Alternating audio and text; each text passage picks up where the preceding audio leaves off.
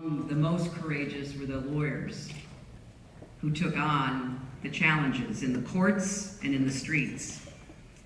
Another person I had the great privilege of working with was John Doerr, who argued pivotal voting rights cases while serving in the Department of Justice, and memorably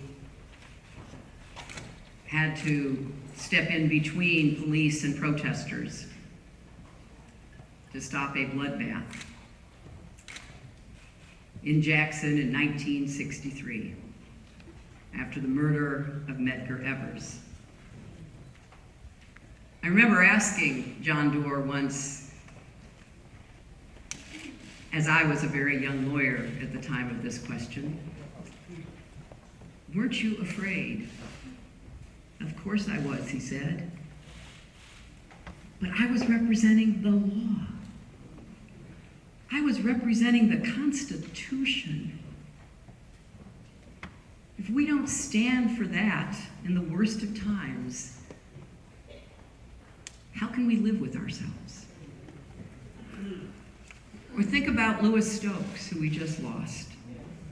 He was fighting stop and frisk back in the 1960s.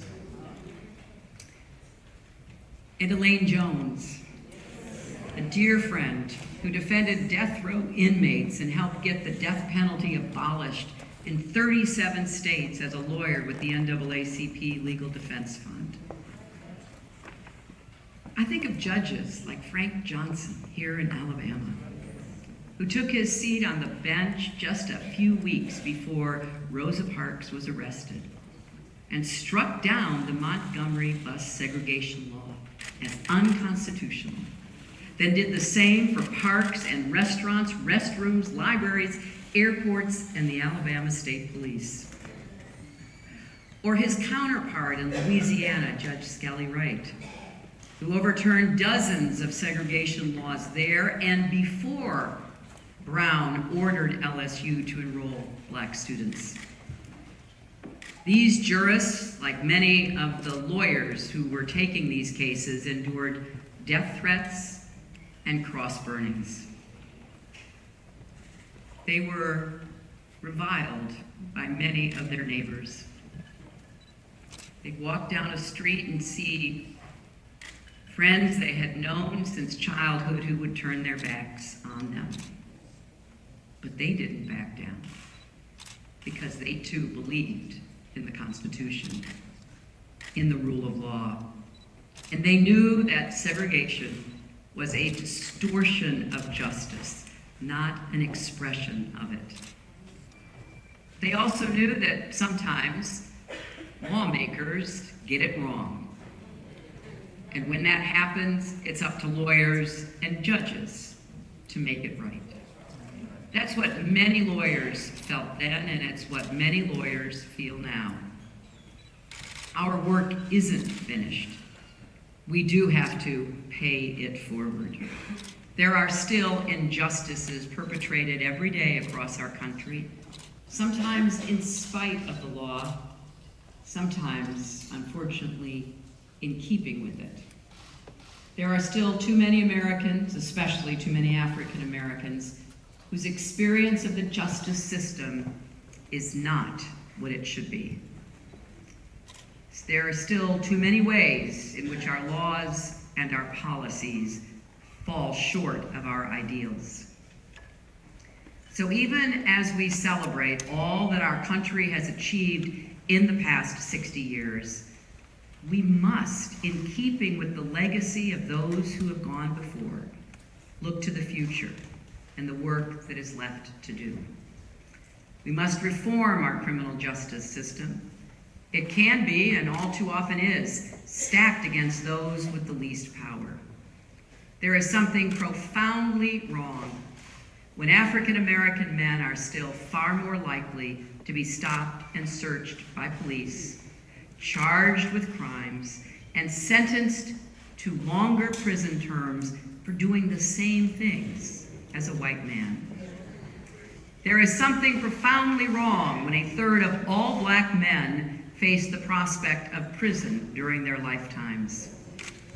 Right now, an estimated 1.5 million Black men are missing from their families and communities because of incarceration and premature death. And too many Black families mourn the loss of a child. I've met with too many mothers who have lost their children, lost to senseless, incomprehensible violence. My heart breaks for them. Many of these women are doing something quite remarkable. They are turning their grief into a powerful call to action for our nation.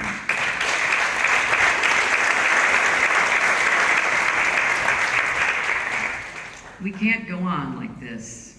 We've got to change. We must strengthen the bonds of trust between law enforcement and the communities they serve.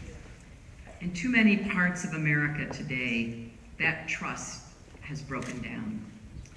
Let's remember that everyone benefits when there is respect for the law and when everyone is respected by the law.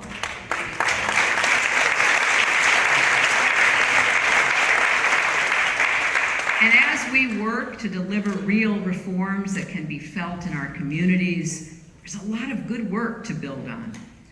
Across the country, many police officers are out there every day inspiring trust and confidence, honorably doing their duty, putting themselves on the line to save lives. And many police departments are deploying creative and effective strategies, demonstrating how we can protect the public without resorting to unnecessary force.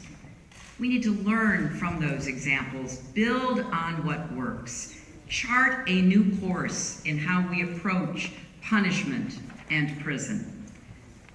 The United States has less than 5% of the world's population, but almost 25% of the world's total prison population. And our country has nearly 1/3 of all the world's women prisoners.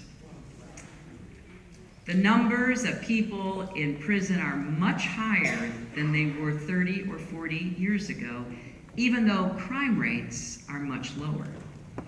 And of the more than 2 million Americans incarcerated right now, a significant percentage are nonviolent offenders, people held for violating parole or minor drug crimes, or who are simply awaiting trial in backlogged courts. Keeping them behind bars does little to reduce crime, but it does a lot to tear apart families and communities. It's time to change our approach and end the era of mass incarceration in America.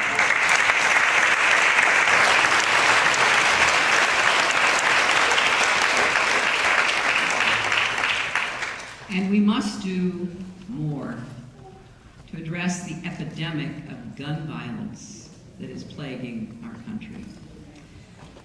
I consider this a national emergency. The vast majority of Americans, including the vast majority of gun owners, support common sense steps to reduce gun violence, like comprehensive background checks and closing the loopholes that let guns fall into the wrong hands. Amen. But even after what we've seen in Paris and in other places, Congress won't even bring up a bill that will prohibit anyone on the no-fly list from buying a gun. Think about it. It seems reasonable to assume if you are too dangerous to fly in America, you are too dangerous to buy a gun in America.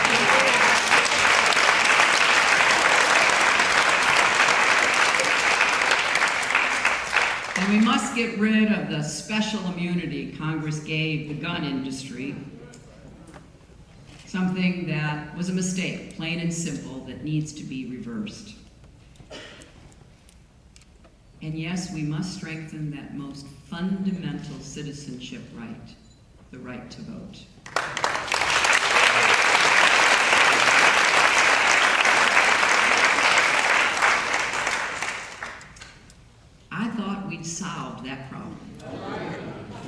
to many of the lawyers we are honoring today. But unfortunately, there is mischief afoot. And some people are just determined to do what they can to keep other Americans from voting. Now I know, because I was here at Joe Reed's invitation a few weeks ago about the dispute that's going on in Alabama, where there's a strict new voter ID law in effect.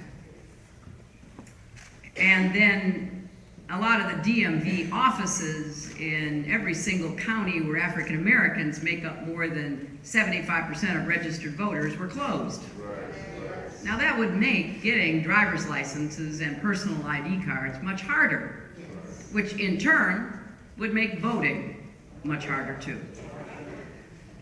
The right to vote is so fundamental to our democracy, but it's also about people's dignity. The right to stand up and say, I am a citizen, I am an American, my voice and my vote count. No matter who you are or where you come from, or what you look like, or how much money you have, that means something. As Ben was saying with that powerful quote from Justice Marshall, before the law, we are all to be equal, and in the voting booth, we are all to be equal as well. And that cannot and must not be taken away. And finally,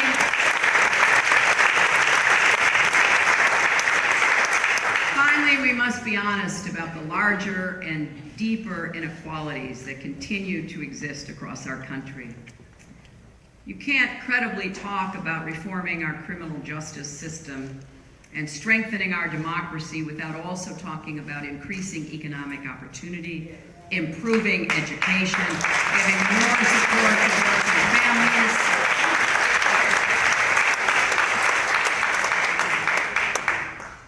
Our children deserve the best start in life.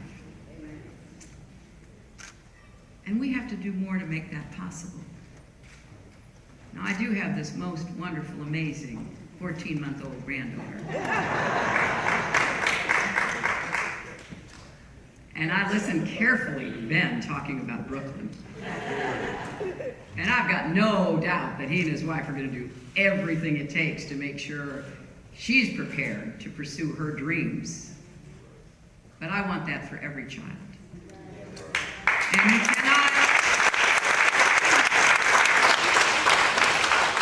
credibly pledge to do your part to make our country more just without also being willing to take a look at yourself, at our own lives, our own preconceptions.